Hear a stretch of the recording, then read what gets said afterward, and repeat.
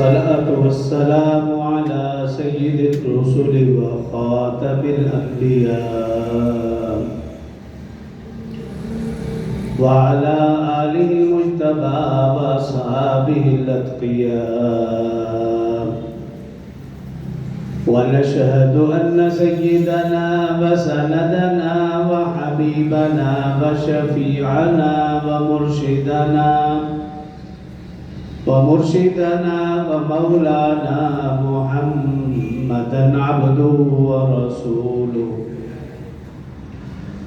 صلى الله تعالى عليه وعلى آله وأصحابه وأحبابه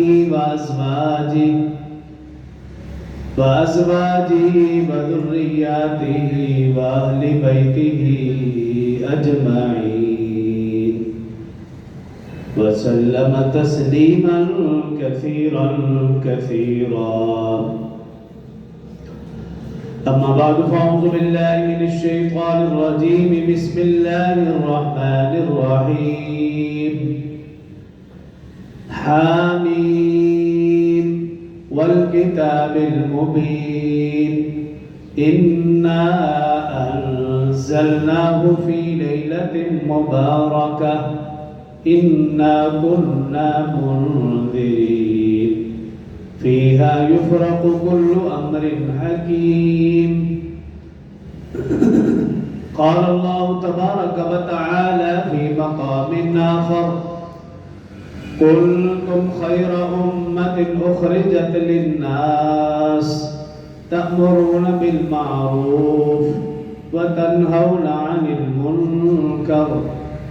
قال الله تبارك وتعالى في مقام آخر: وَلْتَكُنْ مِنْكُمْ أُمَّةٌ يَدْعُونَ إِلَى الْخَيْرِ وَيَأْمُرُونَ بِالْمَعْرُوفِ وَيَنْهَوْنَ عَنِ الْمُنْكَرِ.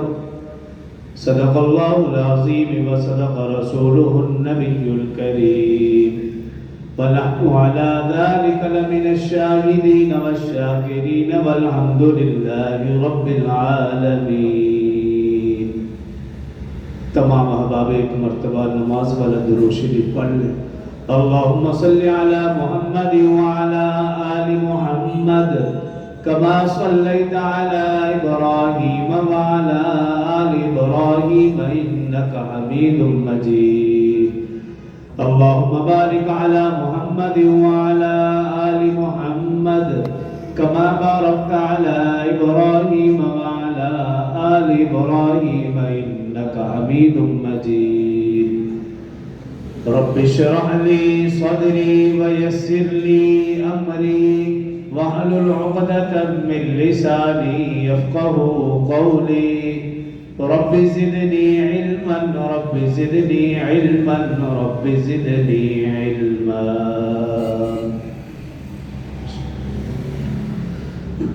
میرے انتہائی واجب اور احترام برادران اسلام، دوستوں، بزرگوں، بھائیوں،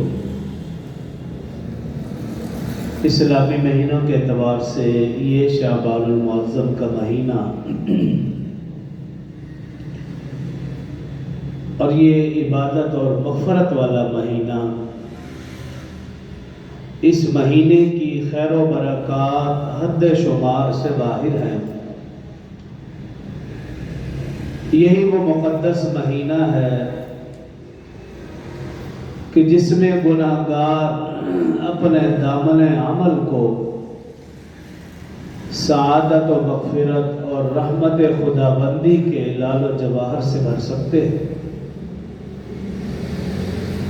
اور یہ وہ مقدس مہینہ ہے جس کی معرفت گناہگار اپنے گناہوں کو سیاہی سے دھو کر انوارات و تجلیات بآسانی حاصل کر سکتے ہیں. اسی مناسبت سے گزشتہ جمعہ ماہ شعبان کی فضیلت، رسول اللہ صلی اللہ علیہ وسلم، صحابہ اور اہل بیت کا معمول اور ہمارے لیے اس میں رہنمائی، اس حوالے سے چند گزارشات عرض کی تھی. آج کے مختصر سے خطبہ میں جس رات کی بدولت اس مہینے کو فضیلت ملی یعنی شب برات، اس حوالے سے چند گزارشات عرض کروں گا کہ اس رات کی فضیلت کیا ہے، اور اس رات کے حوالے سے رسول اللہ صلی اللہ علیہ وسلم، صحابہ کرام اور اہل بیت اعظام کا معمول کیا رہا، اور ہمارے لیے اس رات کے حوالے سے کیا رہنمائی ہے، کون سے اعمال ہم کر سکتے ہیں، اور کن بدعات، رسومات، خرافات سے ہمارے لیے بچنا ضروری ہے۔ محترم سامعین، اللہ رب العزت نے اپنی پہچان کے لیے اس کائنات کو سجایا،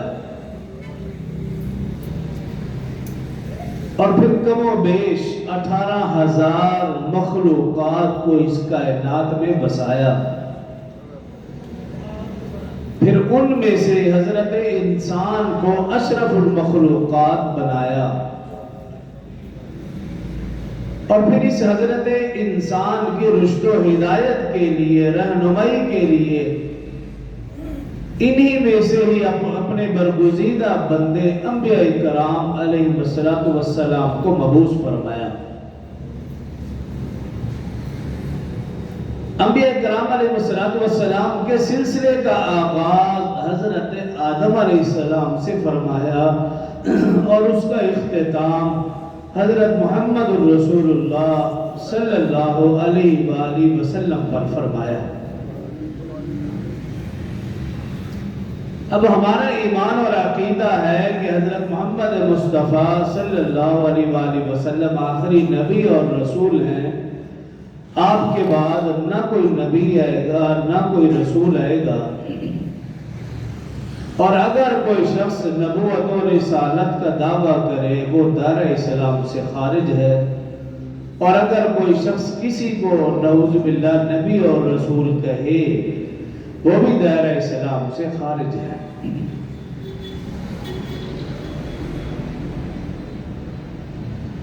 انبیاء کرام کی تاریخ اور ان امتوں کی تاریخ اس بات کی شاہد ہے کہ اللہ نے جتنا رسول اللہ صلی اللہ علیہ وسلم کی امت کو نوازا، کسی بھی پیغمبر کی امت کو اتنا نہیں نوازا۔ بنی اسرائیل کو نوازا اللہ نے، لیکن محدود مدت کے لیے۔ قرآن پاک کے پہلے سپارے میں بھی موجود ہے، کچھ اور مقامات پر بھی اللہ نے فرمایا یا بنی اسرائیل اذکروا نعمتی التی انعمت علیکم وانی فضلتکم علی العالمین۔ اللہ فرمایا ہے بنی اسرائیل ان نعمتوں کو یاد کرو جو میں نے تم پر عطا فرمائی، وانی فضلتکم علی العالمین، اور میں نے تمہیں دونوں جہانوں پر فضیلت دی۔ بنی اسرائیل کو اللہ نے فضیلت دی دونوں جہانوں پر، لیکن جب بنی اسرائیل نے اللہ کی نافرمانی کی، ناشکری کی، اللہ نے وہ فضیلت ان سے چھین لی۔ تو بنی اسرائیل کو اللہ نے نوازا تھا، فضیلت دی تھی، لیکن جب انہوں نے ناشکری کی، نافرمانی کی، اللہ پاک نے وہ فضیلت ان سے چھین لی۔ لیکن اس امت کو جو اللہ پاک نے نوازا، خوب نوازا، دنیا میں بھی اس امت کو اللہ پاک نے نوازا، اور آخرت میں بھی اللہ تعالیٰ اس امت کو نوازیں گے اور خوب نوازیں گے۔ اور جو اس امت کو نوازا اس کے لیے اللہ رب العزت نے چوتھے پارے میں اعلان فرمایا، ارشاد فرمایا کنتم خیر امہ، کہ تم بہترین امت ہو۔ خیر امہ کا لفظ اللہ نے آدم سے لے کر عیسیٰ تک کسی بھی امت کے لیے، کسی بھی قوم کے لیے اللہ نے یہ لفظ نہیں فرمایا، یہ لفظ خاص اس امت کے لیے عطا فرمایا کہ کنتم خیر امہ، کہ تم بہترین امت ہو۔ کس وجہ سے بہترین امت؟ آگے اللہ نے فرمایا اخرجت للناس کہ تم لوگوں کے لیے نکلو، اس لیے بہترین ہو، ویسے بہترین نہیں۔ ہمارے اندر کون سی خوبی ہے، کیا کمال ہے کہ اللہ نے ہمیں بہترین قرار دے دیا؟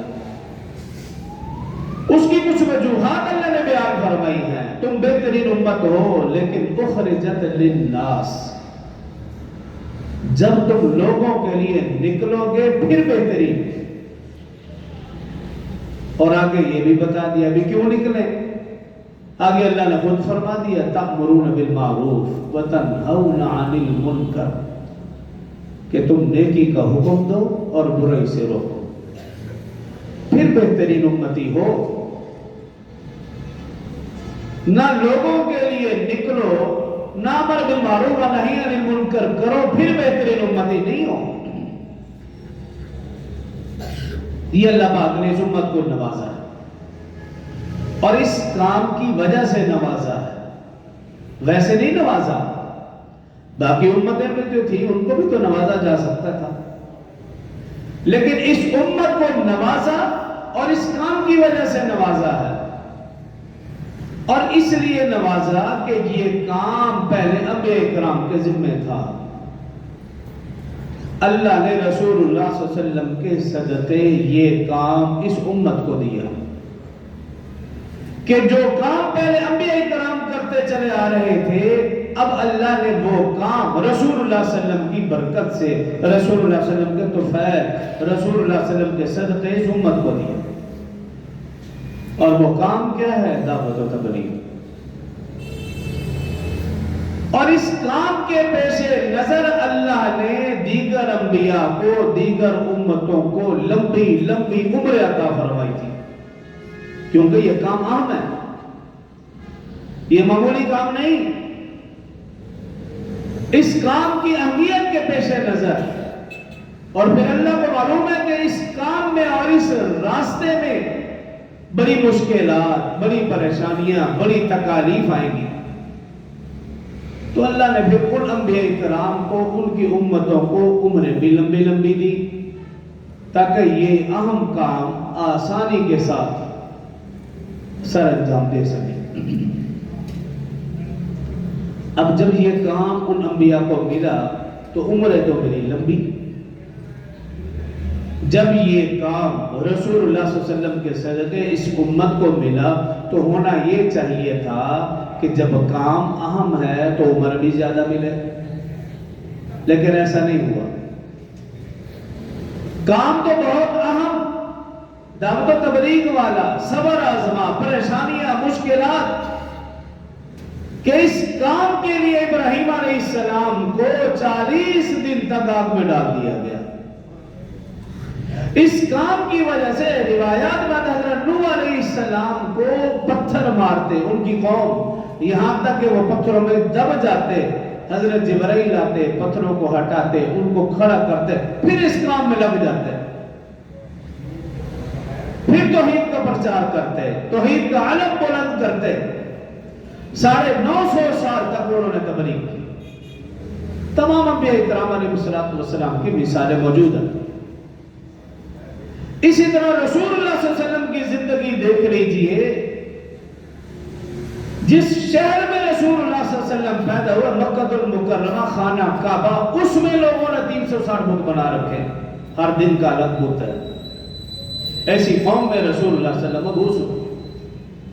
اور پھر کنبہ قبیلہ برادری دیکھیے کہ رسول اللہ صلی اللہ علیہ وسلم انہیں تبلیغ کر رہے ہیں اور وہ آپ کو پاگل کہتے ہیں، ساحر کہتے ہیں، مجنون کہتے ہیں، دیوانہ کہتے ہیں، شاعر کہتے ہیں، کہتے نہیں پتھر پھینکتے ہیں۔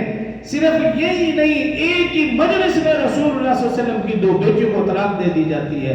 صرف یہی نہیں، طائف کے میدان میں جاتے ہیں، رسول اللہ صلی اللہ علیہ وسلم کے جسم مبارک کو لہو لہان کر دیا جاتا ہے۔ اتنی ازمائشیں، اتنی تکلیف۔ اور اسی طرح صحابہ کرام رضوان اللہ علیہم اجمعین، حضرت بلال حبشی رضی اللہ عنہ کی زندگی دیکھ لیجئے، کون سا ظلم ان پر نہیں ہوا۔ خواتین کی مثال دیکھ لیجئے، حضرت سمیہ رضی اللہ عنہ کو شہید کر دی گیا، حضرت زنیرہ رضی اللہ عنہ کی آنکھیں نکال دی گئی، حضرت ابوبکر رضی اللہ عنہ کو مارا پیٹا گیا۔ تو کس صحابی کی بات کی جائے؟ تو عرض کرنے کا مقصد یہ ہے کہ جب یہ کام اس امت کو ملا تو عمریں بھی زیادہ ہونی چاہیے تھی.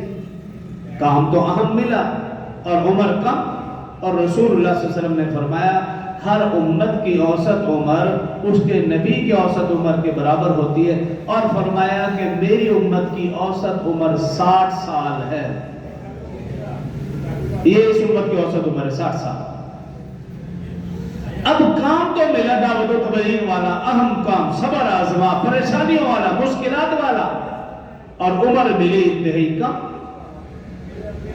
اب اللہ رب العزت نے اس کمی کو پورا کرنے کے لیے صرف اس امت کو چند مواقع، چند دن، چند راتیں ایسی عطا فرمائی ہیں کہ اگر یہ امت ان چند موقعوں پر، ان چند راتوں میں تھوڑی سی دیر عبادت کر لے تو وہ امتیں جنہوں نے پوری زندگی عبادت اور ریاضت میں گزار دی، تھوڑی سی رات میں عبادت کر کے یہ امت ثواب میں ان سے بہت آگے بڑھ سکتی ہے.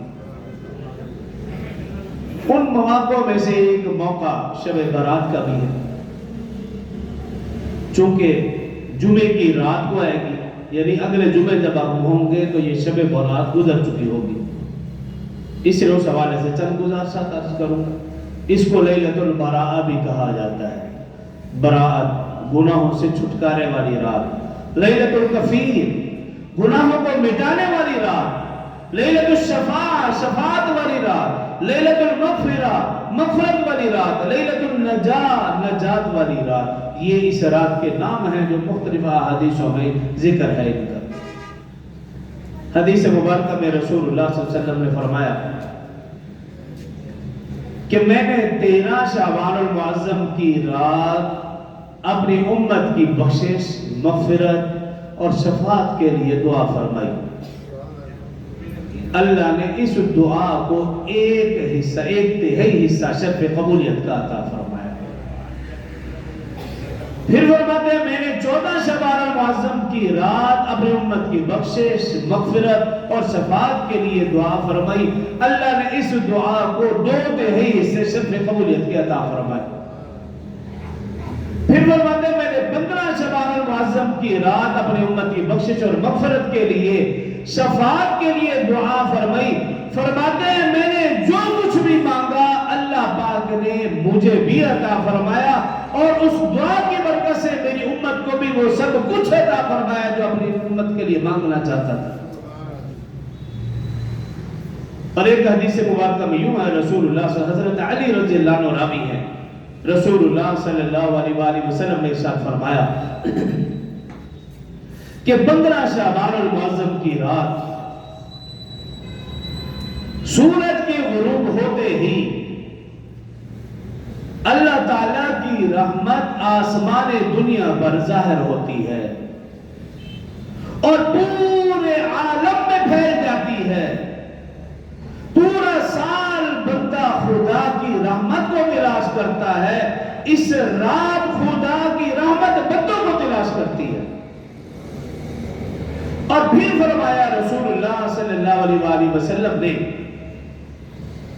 صبح سورج نکلنے تک اللہ آسمان دنیا پر نزول فرماتے ہیں اور پکار کر کہتے ہیں ہے کوئی بخشش چاہنے والا کہ میں اس کو معاف کر دوں، ہے کوئی مصیبت زدہ کہ میں مصیبت سے چھٹکارا دے دوں، ہے کوئی رزق میں فراخی چاہنے والا اس کو وافر رزق عطا کروں، ہے کوئی خواہش مند، ضرورت مند، حاجت مند کہ میں اس کی خواہشیں پوری کروں، اس کی ضرورتیں پوری کروں، اس کی مرادیں پوری کروں. رسول اللہ صلی اللہ علیہ وسلم نے ارشاد فرمایا صبح تک اللہ یہ ندا لگاتے رہتے ہیں، اور جو بندے اللہ کے سامنے ہاتھ اٹھاتے ہیں، جھولی پھیلاتے ہیں، اپنے گناہوں کی معافی مانگتے ہیں، اللہ ان کے گناہوں کو معاف کرتے جاتے ہیں اور ان کی ساری مرادیں پوری فرما لیتے ہیں.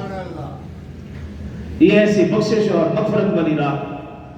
ایک حدیث میں رسول اللہ صلی اللہ علیہ وآلہ وسلم نے ارشاد فرمایا کہ شب برات ایسی فضیلت والی رات ہے کہ اس رات گناہگاروں کے گناہوں کو رحمت کی طغیانی اور فراوانی گناہوں کو بہا کر لے جاتی ہے.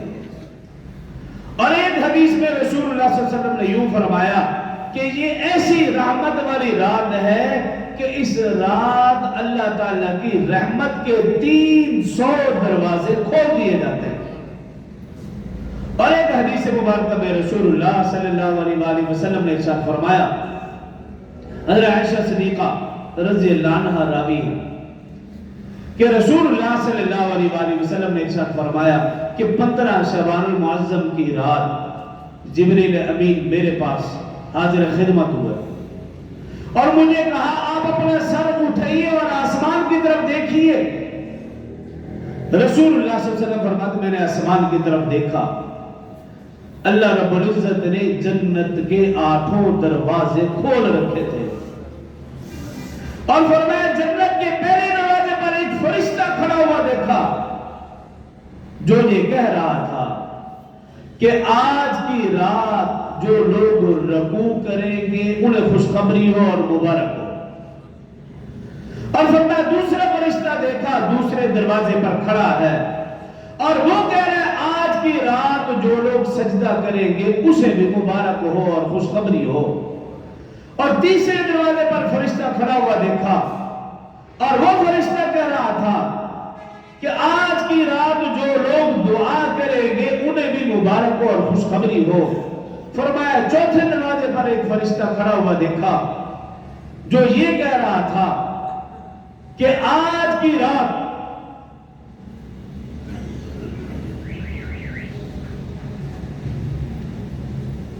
چوتھے دروازے پر فرمایا کہ فرشتہ کھڑا ہوا دیکھا کہ آج کی رات تمام مسلمانوں کے لیے خوشخبری ہو۔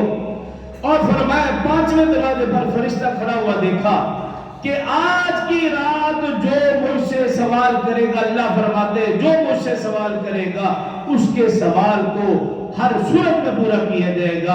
اور فرمایا چھٹے دروازے پر ایک فرشتہ کھڑا ہوا دیکھا، اللہ رب العزت فرمائیں گے کہ جو آج کی رات مجھ سے اپنے گناہوں کی بخشش کرے گا، بخشش کا سوال کرے گا، گناہوں کی معافی مانگے گا، اللہ فرماتے میں اسے معاف کر دوں گا۔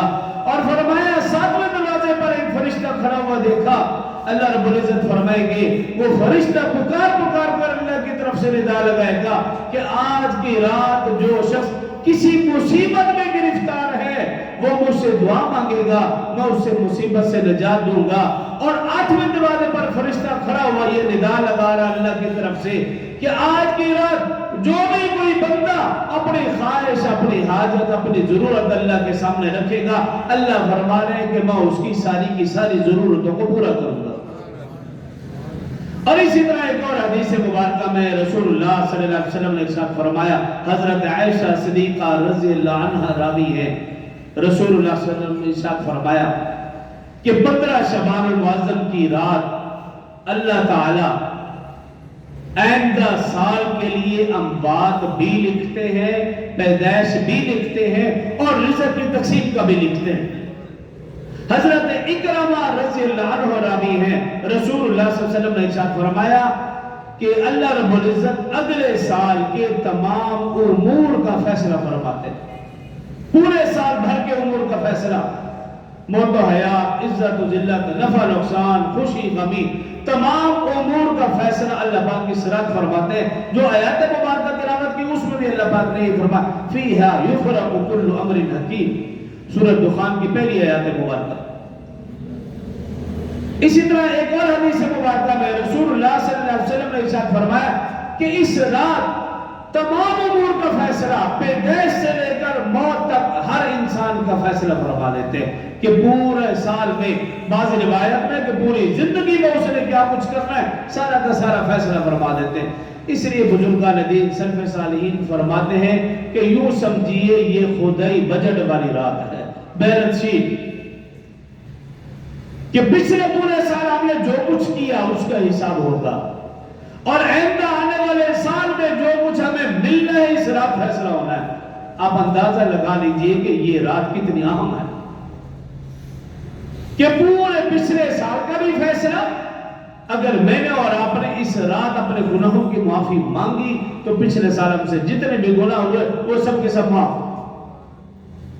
اور اگر ہم نے 2 رکعت صلاۃ الحاجہ کے پڑھ کے اللہ اللہ سے مانگا آئندہ آنے والا سال ہمارے لیے اچھا اور بہتر، اس لیے اس کو کہا جاتا ہے خدائی بجٹ والی رات ہے یہ۔ اور اس رات جو کرنے والے کام ہیں اس حوالے سے 2-3 احادیث، ایک تو یہ کہ حضرت عائشہ صدیقہ رضی اللہ عنہا فرماتی ہیں، یہ مستند روایت ہے، آج بھی میں نے 3-4 کتابوں کے اندر اس حدیث کو پڑھا، اس سے پہلے ایک کتاب سے دیکھا تھا، اس دفعہ 3-4 کتابوں میں، احادیث کی کتابوں میں دیکھا کہ یہ حدیث درج تھی۔ حضرت عائشہ صدیقہ رضی اللہ عنہا فرماتی ہیں کہ رسول اللہ صلی اللہ علیہ وسلم میرے ساتھ حجرے میں تشریف فرما تھے۔ فرماتی ہے کہ رات کے وقت میری آنکھ کھلی، میں نے دیکھا رسول اللہ صلی اللہ علیہ وسلم تشریف فرما نہیں ہے، بستر پر نہیں ہے۔ تو اما عائشہ صدیقہ رضی اللہ عنہا فرماتی میری پریشانی بڑھی کہ اس رات تو رسول اللہ صلی اللہ علیہ وسلم کو میرے ساتھ ہونا چاہیے تھا، تو میرے ساتھ کیوں نہیں؟ فرماتی مجھے شک گزرا کہیں دیگر ازواج مطہرات کے پاس تو نہیں۔ فرماتی ہے کہ میں دیگر ازواج مطہرات کے حجروں میں کہیں دیکھا، وہاں بھی نہیں۔ تو پھر مجھے یقین ہو گیا کہ اب رسول اللہ صلی اللہ علیہ وسلم جنت البقیع قبرستان میں ہوں گے، مدینہ کا قبرستان۔ فرماتی ہے کہ میں جنت البقیع قبرستان میں تشریف لے گئی، کہتی وہاں جا کر دیکھا رسول اللہ صلی اللہ علیہ وسلم تشریف فرما ہے۔ بعض روایات میں آتا ہے کہ میں خاموشی سے کھڑی ہو گئی کہ میں دیکھوں رسول اللہ صلی اللہ علیہ وسلم کیا فرما رہے۔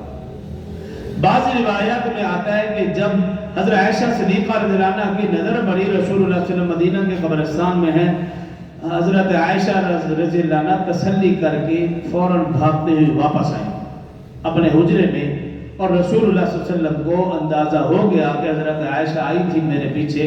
رسول اللہ صلی اللہ علیہ وسلم فوراً حضرت عائشہ کے پاس پھر تشریف لائے۔ 2 روایت میں اس طرح۔ خیر، رسول اللہ صلی اللہ علیہ وسلم نے حضرت عائشہ رضی اللہ عنہا فرماتی ہے کہ میں نے رسول اللہ صلی اللہ علیہ وسلم کو یہ الفاظ ادا کرتے ہوئے سنا کہ رسول اللہ صلی اللہ علیہ وسلم اپنی امت کے لیے بخشش اور مغفرت کی دعا کر رہے تھے کہ یا رب اغفر امتی، اے میرے رب میری امت کی بخشش اور مغفرت فرما دے۔ فرماتے یہ الفاظ میں نے سنا۔ رسول اللہ صلی اللہ علیہ وسلم نے مجھ سے پوچھا عائشہ جانتی ہو یہ رات کون سی ہے؟ میں نے عرض کی اللہ اور اس کے رسول بہتر جانتے ہیں۔ پھر رسول اللہ صلی اللہ علیہ وآلہ وسلم نے ارشاد فرمایا کہ عائشہ یہ ایسی رحمتوں والی، برکتوں والی، بخشش والی، مغفرت والی رات ہے کہ اس رات اللہ تعالی میری امت کے بنو کلب کے بھیڑ بکریوں کے بالوں سے بھی زیادہ میری امت کی بخشش کا اور میری امت کی مغفرت کی عام معافی کا اعلان فرماتے ہیں۔ یہ حدیث مبارکہ۔ اب اس حدیث مبارکہ سے ایک تو بات یہ معلوم ہوئی کہ اس وقت خواتین قبرستان میں جا سکتی تھیں، حضرت عائشہ رضی اللہ عنہا تشریف لے گئے۔ رسول اللہ صلی اللہ علیہ وسلم نے پھر منع کر دیا گیا، اب خواتین کا قبرستان میں جانا منع ہے، ہر صورت میں منع۔ کوئی بھی جائز صورت ایسی نہیں ہے کہ کہہ دیا جائے کہ وہ قبرستان میں جا سکتی ہے۔ جس طرح زندوں سے پردہ ہے اسی طرح مردوں سے بھی پردہ ہے۔ اور اس کی سب سے بڑی آپ دلیل یہ دیکھ لیجئے کہ جو خواتین عمرے کے لیے یا حج کے لیے جاتی ہیں انہیں بھی اجازت نہیں ہے کہ وہ رسول اللہ صلی اللہ علیہ وسلم کی قبر پر بھی جا سکے۔ جب ایک خاتون رسول اللہ صلی اللہ علیہ وسلم کی قبر پر نہیں جا سکتی، جب ایک خاتون جنت البقیع قبرستان، مدینہ کا قبرستان، اس قبرستان کے اندر نہیں جا سکتی، جنت المعلیٰ قبرستان میں نہیں جا سکتی، تو پھر عام قبرستان ان کی کیا حیثیت؟ ایک تو یہ بات ذہن نشین، اور دوسری بات یہ کہ اس رات قبرستان میں جانا یہ رسول اللہ صلی اللہ علیہ وسلم کا سنت عمل ہے، لیکن اکیلے جتھوں کے ساتھ نہیں۔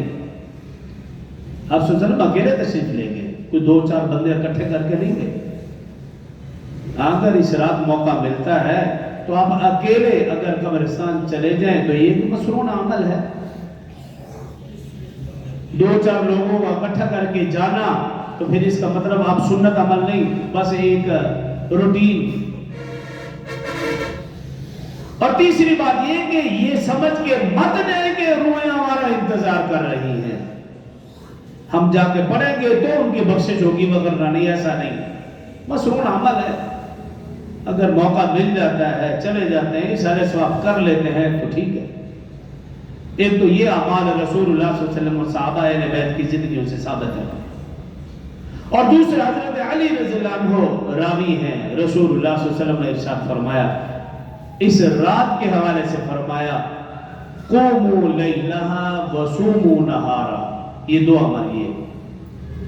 حضرت علی رضی اللہ عنہ میں بعض لوگوں نے اس حدیث کو ضعیف کے درجے میں لیا ہے، لیکن اس حدیث کو روایت کرنے والے راوی بہت زیادہ ہے، اور یہ حدیث کا اصول ہے کہ جس کے راوی کثرت سے پائے جائیں وہ حدیث پھر ضعیف نہیں رہتی۔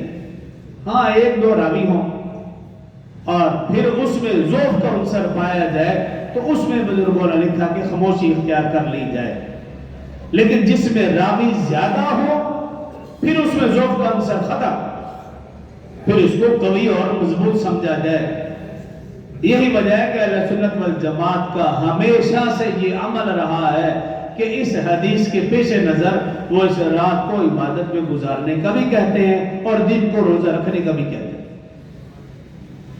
تو قوموا لیلہا وصوموا نہارا، حضرت علی رضی اللہ عنہ راوی ہیں کہ رسول اللہ صلی اللہ علیہ وسلم کا ارشاد ہے کہ اس رات کو قیام کرو، یہ حدیث ہے۔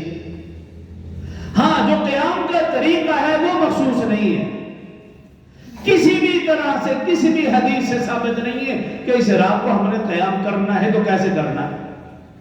بعض بزرگوں نے اپنی طرف سے لکھ دیا صلاۃ الخیر ہے، صلاۃ الفیہ ہے، ہزاری نماز ہے، 100 رکعت والی کوئی نماز ہے، یہ ایک اپنا ایک ترتیب ہے، اس کا قرآن و حدیث سے کوئی ثبوت نہیں ہے۔ ہاں اپنی ترتیب میں آسانی سے انسان جیسے چاہے اس رات کو عبادت اور ریاضت میں گزار سکتا ہے، لیکن یہ کہنا کہ فلاں طریقے سے نماز پڑھیں گے تو زیادہ ثواب ہے، 100 رکعت پڑھیں اور اس انداز سے پڑھیں تو زیادہ ثواب ہے، یا 1000 رکعت کا ثواب ملے گا، ایسا کچھ بھی نہیں ہے۔ اپنے انداز میں جیسے چاہیں عشاء کی نماز پڑھیں، عشاء کے بعد قرآن پاک کی تلاوت میں لگ جائیں، صلاۃ التوبہ کے نفل پڑھنا شروع کر دیں، صلاۃ الحاجہ کے نفل پڑھنا شروع کر دیں، صلاۃ الشکر کے نفل پڑھنا شروع کر دیں، تہجد کا وقت ہو تہجد کی نیت سے آپ 8 رکعت پڑھو، 12 رکعت پڑھو، یہ جس انداز میں چاہے عبادت اور ریاضت کے ساتھ اس رات کو گزارا جا سکتا ہے، لیکن قرآن و حدیث سے، رسول اللہ صلی اللہ علیہ وسلم کی زندگی سے، صحابہ اہل بیت اعظام کی زندگی سے کوئی مخصوص طریقہ اس رات کی عبادت کا نہیں ہے۔ اور نہ ہی یہ کہ بعض لوگوں کو ہم دیکھتے ہیں کہ وہ جی اس رات کو جی بیری کے پتوں کے ساتھ پانی کو گرم کیا اور پھر نہا رہے ہیں، یہ مردوں کے لیے، زندوں کے لیے نہیں ہے۔ جب آپ کا جانے کا وقت آئے گا انشاءاللہ اس کا اہتمام اور انتظام کر دیا جائے گا، ابھی آپ زندہ ہو تو پھر زندہ ہی رہو، ایسا کام نہ کرو مردوں والا۔ تو ایسے بعض لوگ کہتے ہیں جی بیماریاں دور ہو جائیں گی، ایسا کچھ بھی نہیں۔ ہاں دل کر رہا ہے تو آپ غسل کر لیں، لیکن ثواب سمجھ کر غسل کرنا، اس رات کے حوالے سے غسل کرنا یہ ثابت نہیں ہے۔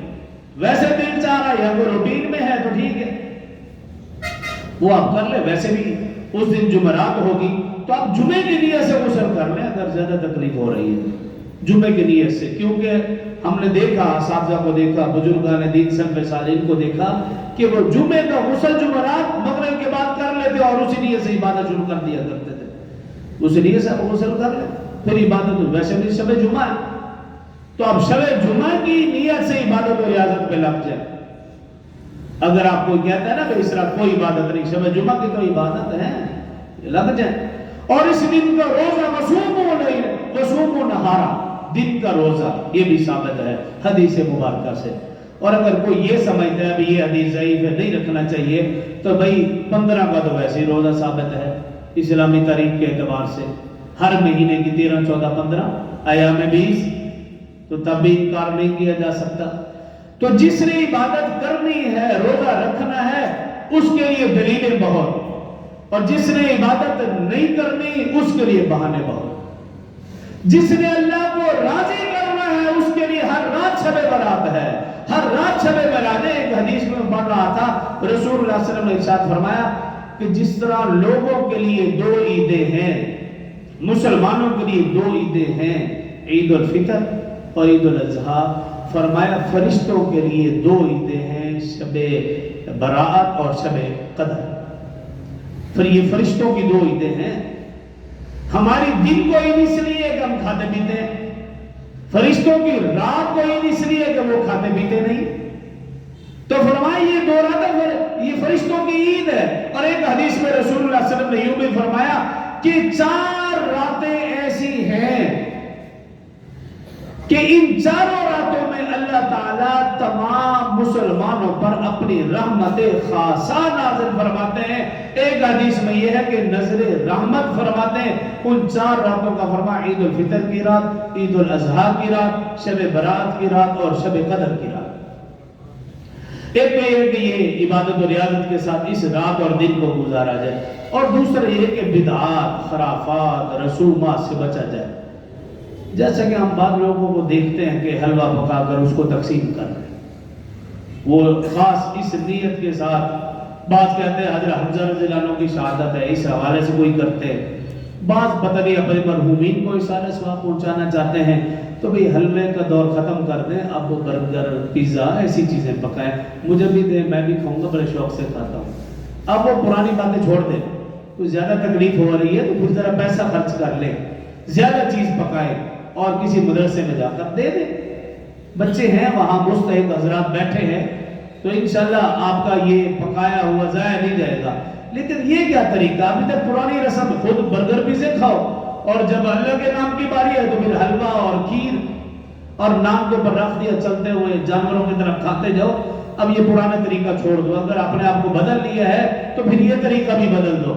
اب نئے دور میں آ گئے تو پھر نئے طرح ذرا پیسے خرچ کر لو، پیزا، برگر، یہ چیزیں کھلاؤ تاکہ آپ کی جیب کو بھی لگے پتہ تھوڑا سا بھی یہ خرافات، رسومات کیسے کرتے ہیں۔